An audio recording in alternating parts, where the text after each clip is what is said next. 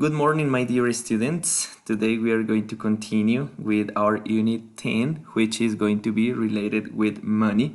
So for that reason, I want to welcome my ninth grade students and remember that this is the second part of Unit 10. Okay, so I am going to show you the overview of this class that we are going to be working today and in the next class. So pay attention to this. We are working in Unit 10 and the name is money.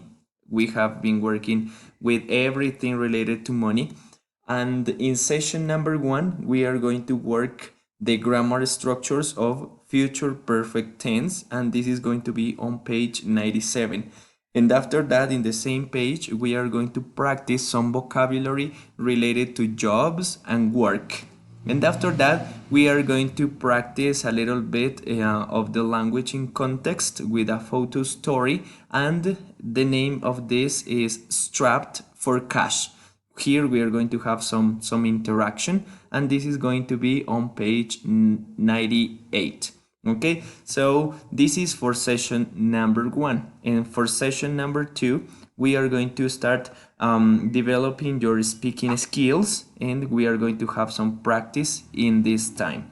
And after that, we are going to continue with our listening skills, and we are going to solve some sentence completion exercises, and we are going to also practice in this page some writing, and this is going to be based on the KET format for you to practice for the test. Okay, and finally, in session number 2, we are going to have a test which is called Test Yourself, and it is going to be on page 101. Okay, so now I am going to give you a very fast travel over the sections that we are going to be working in the book. Okay, so in the book, I am on page 97, and we are going to start working this section, and this is going to be for the future perfect. For this section, I have prepared a video tutorial in order to show you how this grammatical tense works, and I have provided you with some extra examples. So for that reason, I am going to show you this later. Also, in session number 1, we are going to be working with this vocabulary, which is going to be related to jobs and work. After that, we are going to have some language in context with this photo story, and we are going to continue with developing your speaking skills, and we are going to take into account all these suggestions and all these functions.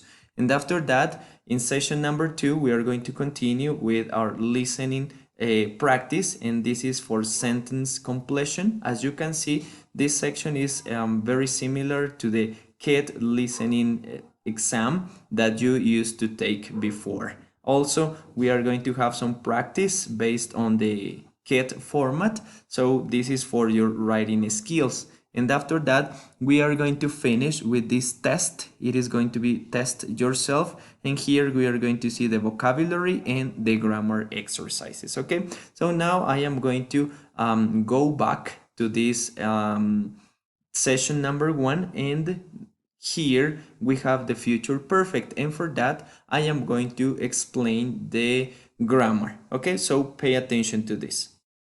Okay, now we are here, and in this part I am going to explain the brief grammar about future perfect tense. As you remember, last class we were studying and we were talking about future simple tense. Okay, so the future perfect tense has two main uses, and the first use is related to this one. Number 1, the future perfect tense is used to express an action which will have finished or completed before a specific time in the future. Okay, so the key words in here are before specific time in the future. Let's see some examples. In these examples, you are going to see the affirmative, the interrogative, and the negative sentences. In this part, we have the first sentence. It is positive. I will have finished my work by 5 o'clock. And this is the structure. As you can see here, we have the auxiliary verb will and also the structure of the present perfect with have and the verb in the third column, which is going to be for the past participle. Okay, and pay attention to this. This is the specific time in here. Okay, so this is the use. Let's continue with the interrogative. Will you have finished your work by 5 o'clock? ¿Habrás tú terminado tu trabajo a las 5 de la tarde? Okay, so it is important that you take into account this time and this explanation. Okay, so let's see the other one, the negative form. I won't have finished my work by 5 o'clock. Yo no habré terminado mi trabajo para las 5. Okay, so it is important that you take into consideration these examples. Pay attention here to the structure. Look at this one. This is the structure. This is not going to change. No va a cambiar esta estructura. And when you are going to make questions, it is important that you include the auxiliary verb will at the beginning of the sentence. And when you are going to create a negative sentence, it is important that you create or you combine will plus not, and this is going to become want. Okay, so let's continue with some extra examples. Remember, this is for future tense and with extra examples before a specific time in the future. Okay, look at this example. He will have earned more money by the end of the year. Él habrá, esa es la traducción, él habrá ganado más dinero para el final de este año. ¿Listo? Entonces miren, esta es la estructura, no va a cambiar. Tenemos el auxiliar will y la estructura de presente perfecto con el auxiliar have y el verbo en participio pasado. Y esta es la expresión de tiempo que nos dice que es antes que esta acción, que es de ganar dinero, antes de que el año se termine. Okay, so let's continue with the next one. This is going to be for the question. Will he have earned more money by the end of the year? ¿Habrá él ganado más dinero para el final del año? This is the interrogative. And the negative, he won't have earned more money by the end of the year. Él no habrá, negative, no habrá ganado más dinero para el final del año. ¿Listo? Recuerden que para negativa utilizamos will not o la contracción que es won't.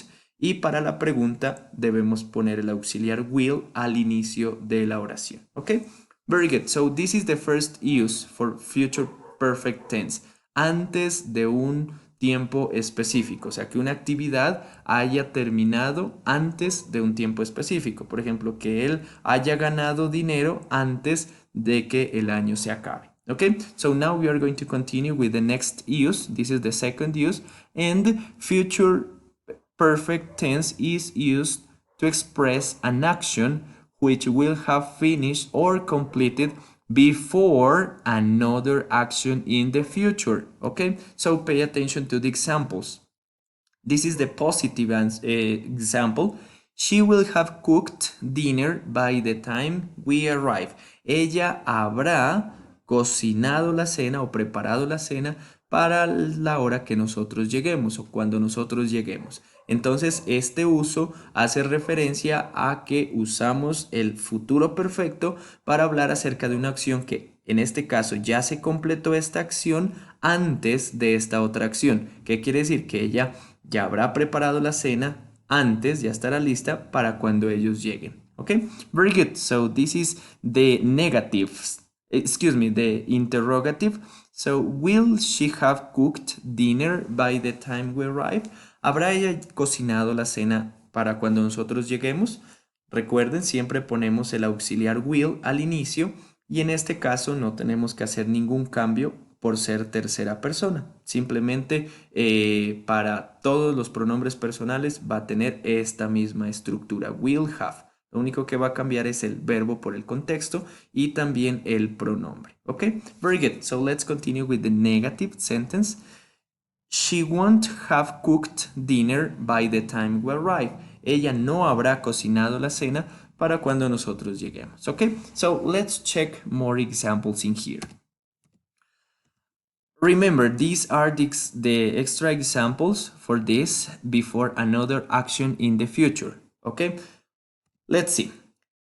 Affirmative. They will have been married when they arrive in the city. Ellos habrán estado casados cuando ellos lleguen a la ciudad. Entonces, antes de esta acción, antes de que ellos lleguen a la ciudad, esta pareja ya se habrá casado. Entonces, recuerden que el futuro perfecto también lo utilizamos para hablar acerca de acciones que se completaron, en este caso el hecho de casarse, antes de que otra acción suceda, que es la de llegar a la ciudad. Okay, so let's see the interrogative sentence. Will they have been married when they arrive in the city? ¿Habrán estado ellos casados cuando ellos lleguen a la ciudad? And the negative is they won't have been married when they arrive in the city. Ellos no habrán estado casados cuando ellos lleguen a la ciudad. Okay, so my dear students, remember the two uses for the future perfect tense. The first one is before a specific time and the other one is before another action. Okay, so that's all, my dear students. Thank you so much. See you later. Bye bye.